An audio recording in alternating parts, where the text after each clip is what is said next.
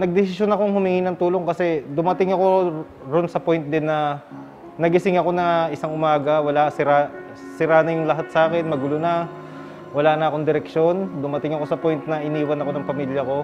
Ang tanong ko lang kung sino yung makakatulong sa akin. So, humingi ako ng tulong sa mother ko.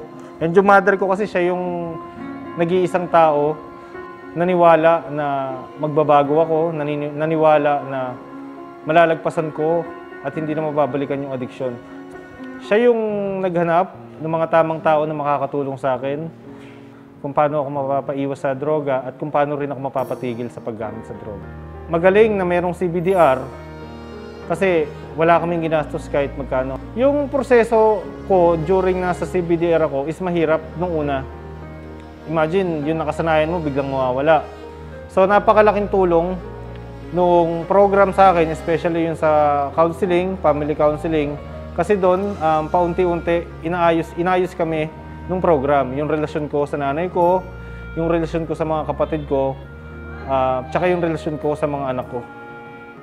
Siguro ang pinaka-importanting natutunan ko sa CBDR is yung pagpapahalaga sa sarili. After ko sa program, nung makagraduate ako, tapos nag-aftercare ako, naging maayos paunti-unti yung buhay ko. Ngayon, natututo na ako mag-ipon. Ang mga binibili ko na lang yung mga talagang kailangan.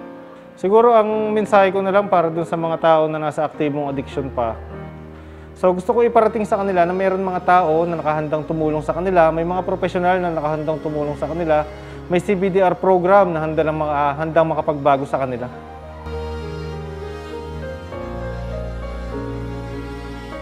CBDR works.